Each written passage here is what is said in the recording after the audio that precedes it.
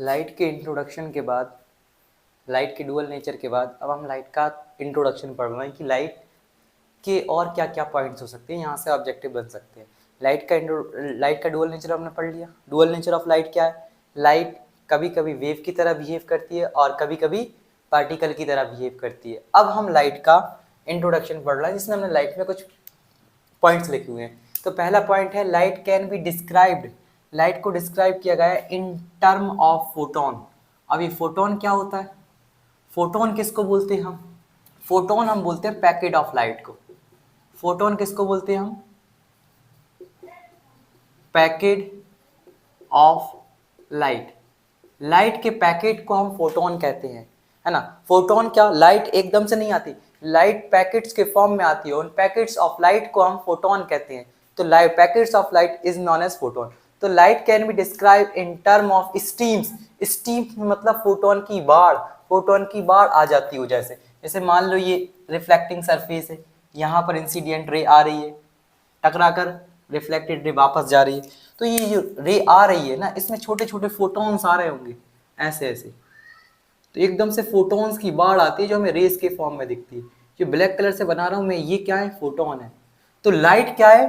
Photon का एक stems है, स्टीम्स ऑफ फोटोन है ना। तो लाइट एकदम से नहीं आती, लाइट फोटोन्स के फॉर्म में आती है, जिनको हमने बोला है फोटोन्स क्या होते हैं और पैकेट्स ऑफ लाइट। तो light can be describe in term of stems of photon, है ना। लाइट एक सोर्स है, किसका सोर्स है? एनर्जी का। Light is a source of energy, है ना। लाइट मैटर वगैरह नहीं है, आपने 9th क्लास में पढ़ा होगा मैटर, है ना। Anything which have mass and occupy volume as space called as matter. तो लाइट सोर्स है एनर्जी का, मैटर नहीं है। Light is a source of, और फोटोन के पास रेस्ट मास फोटोन का 0 होता है। तो light is a source of energy with the help of light. Light की हेल्प से हम we can see the any object, हम कोई सा भी ऑब्जेक्ट देख सकते हैं, है ना, with the help of light. तो लाइट क्या है? लाइट एक एनर्जी का सोर्स है जिसकी हेल्प से, जिसकी मदद से हम क्या देख सकते हैं? आसपास के, अराउंड अस के ऑब्जेक्ट्स, है ना। जो आप मुझे देख पा रहे हो, लाइट पड़ी रही है ना, जो मेरा व्हाइट कलर रिफ्लेक्ट होके जा रहा है, ये भी हम लाइट की वजह से देख पा रहे हैं। तो light is a source of energy. Light एक एनर्जी का सोर्स है जिसकी वजह से हम आसपास के ऑब्जेक्ट्स को देख पाते हैं। लाइट सो रेक्टिलिनियर प्रोपोगेशन, इसका क्या मतलब होता है? Light so rectilinear propagation. Rectilinear propagation का मतलब होता है light straight line motion show करती है ना, स्ट्रेट लाइन। तो स्ट्रेट लाइन वाले मोशंस को हम बोलते हैं rectilinear propagation. Speeds of light, light की स्पीड जिसको हम सी से दिखाते हैं, कितनी होती है? 3 इंटू 10⁸ मीटर पर सेकेंड।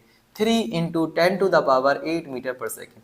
कितना? 3 इंटू 10⁸ मीटर पर सेकेंड स्पीड ऑफ लाइट, जिसको हम सी से दिखाते हैं। सेवरल लाइट रे, अलग अलग लाइट रे मिलकर कॉन्स्टिट्यूट करती हैं beam of light. Beam of light, beam का क्या मतलब है? अगर एक रे होगी तो हम उसको सिर्फ रे लिखेंगे, लाइट की एक रे। जब बहुत सारी रे, जैसे एक रे ये हो गई, एक रे ये हो गई, ऐसी बहुत सारी रे मिल जाएंगी ना, तो अलग अलग लाइट रे मिलकर बीम ऑफ लाइट बना देती हैं। मतलब उसके अंदर, उस बीम के अंदर बहुत सारी रेज होंगी, तो अलग अलग लाइट रे मिलकर बीम ऑफ लाइट बना देती हैं। तो ये लाइट के कुछ इंट्रोडक्टरी पॉइंट्स थे जो हमने पढ़ लिए। लाइट को फोटोन के टर्म में डिस्क्राइब किया गया, स्ट्रीम्स ऑफ फोटोन, बहुत सारे फोटोन्स आके पड़ते हैं, है ना। लाइट एक एनर्जी का सोर्स है जिसकी वजह से हम आसपास के ऑब्जेक्ट्स को देख पाते हैं। और लाइट की स्पीड्स कितनी होती है? 3 इंटू 10⁸ मीटर पर second. Light rectilinear propagation show करती है। स्ट्रेट लाइन वाले मोशंस को हम रेक्टिलिनियर प्रोपोगेशन कहते हैं। अलग अलग लाइट रे मिलकर क्या बनाती हैं? Beam of light. फिर आता है रिफ्लेक्शन। रिफ्लेक्शन क्या होता है? Bouncing back of light. Bouncing back of light, है ना, बाउंसिंग बैक। जैसे मैं मान लू बॉल ले लूं, टेनिस की बॉल या किसी प्लास्टिक की बॉल। अब मैं प्लास्टिक की बॉल को अगर दीवार पर फेंक कर मारूंगा तो जाहिर सी बात है वो टकरा कर वापस आएगी। तो जब बाउंसिंग बैक, तो बाउंसिंग बैक ऑफ बॉल हुआ है, ऐसी जब मैं किसी लाइट रे को एक किसी सरफेस पर, शाइनी सरफेस पर फेंक दूं, तो जब वो शाइनी सरफेस से टकराएगी, टकराने के बाद जब वापस आएगी उसको बोलते हैं हम रिफ्लेक्शन। जैसे अगर इस मार्कर को मैं इस बोर्ड पर मारूं तो ये मार्कर टकराने के बाद वापस आ जाए, जैसा मैंने मारा फिर टकरा कर वापस आ गया, इसको बोलते हैं रिफ्लेक्शन, है ना।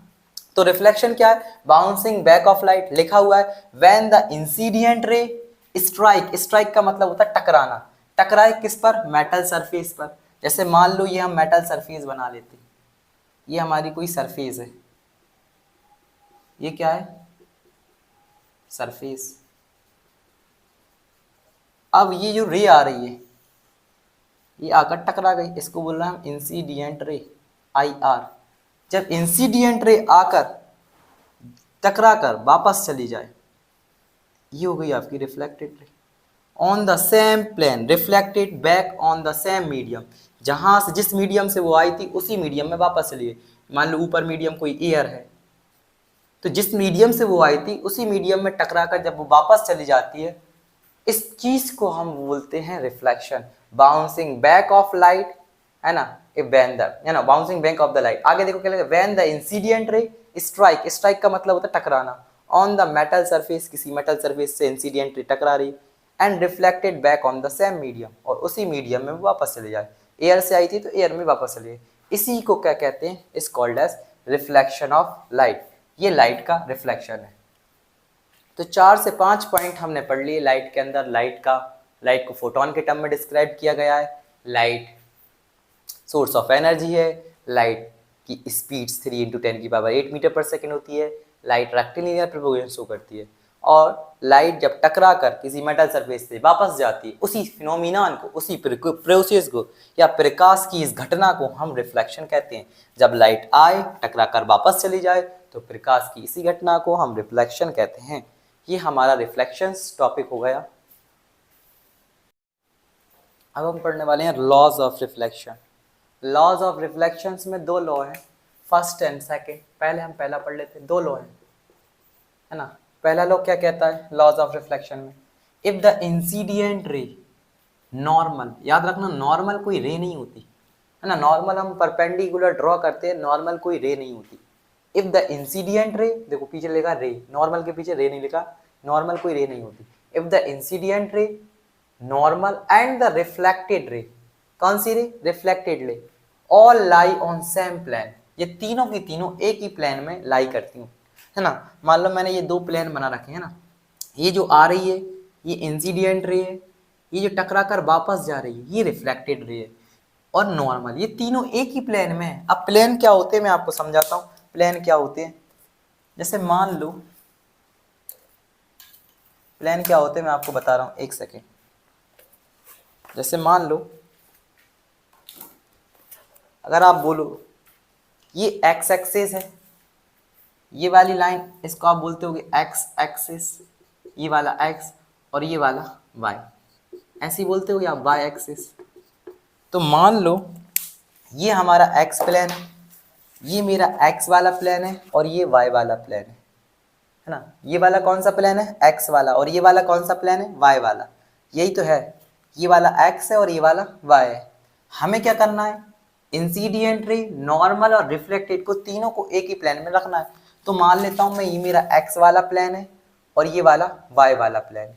ये जो येलो कलर की कॉपी है ये एक्स वाला और ये वाली वाई, है ना। अब मैंने इसको ऐसा घुमा दिया, ये अभी एक्स वाला प्लेन था और ये वाई वाला प्लेन था, ये एक्स वाला, ये वाला एक्स वाला और ये वाई वाला, इसको अब मैंने ऐसे घुमा दिया तो ये एक्स प्लेन है और ये वाला वाई। देखो ये एक्स वाला प्लेन है और ये वाई वाला प्लेन है, इसको मैंने ऐसे करके जस्ट ऐसे घुमा दिया।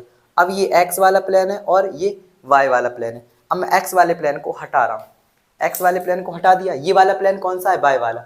अब देखो ये इंसिडियंट रे आ रही है, ये इंसिडियंट रे आ रही है, यही हो रहा है ना, ये इंसिडियंट रे आ रही है। यहाँ देखो ये इंसिडियंट रे आ रही है, ये रिफ्लेक्टेड रे जा रही है, सही से बना लेते हैं। ये इंसिडियंट रे आ रही है, ये रिफ्लेक्टेड रे जा रही है, और बीच में हमने नॉर्मल को ड्रॉ कर लिया, ये नॉर्मल है।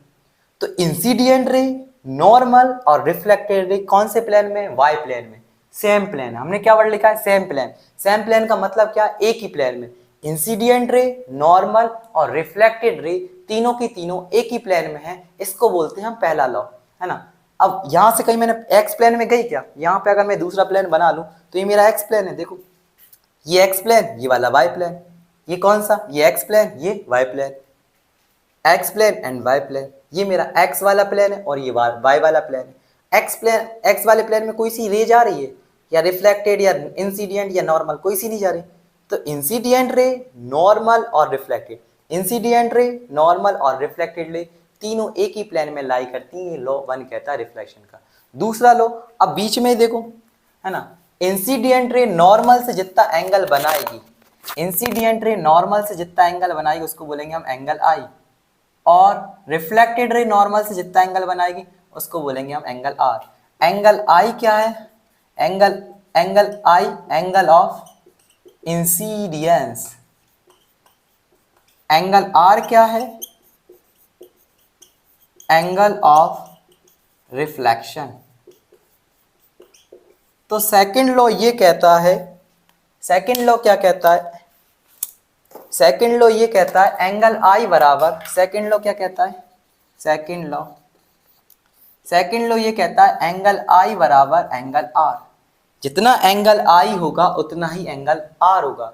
यदि angle I, if angle I 45 degree का होगा तो देन एंगल आर भी 45 डिग्री का होगा। ये सेकंड लॉ है।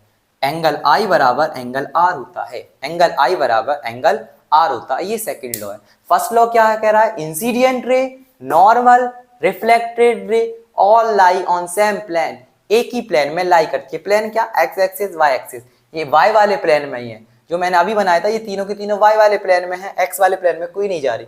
एंगल आई क्या है? जितना एंगल इंसिडेंट रे नॉर्मल से बनाएगी उसी को हम बोलेंगे एंगल आई। और एंगल आर क्या है? जितना एंगल रिफ्लेक्टेड रे नॉर्मल से बनाएगी उसको हम बोलेंगे एंगल आर। और सेकंड लॉ कहता है एंगल आई बराबर एंगल आर होता है। यदि एंगल आई 45 डिग्री का है तो एंगल आर भी 45 डिग्री का होगा। यदि एंगल आई 30 डिग्री का है तो एंगल आर भी 30 डिग्री का होगा। ये हमारे दो लॉस थे। यदि कोई बात समझ में नहीं आई हो तो आप कमेंट सेक्शन में पूछ सकते हैं।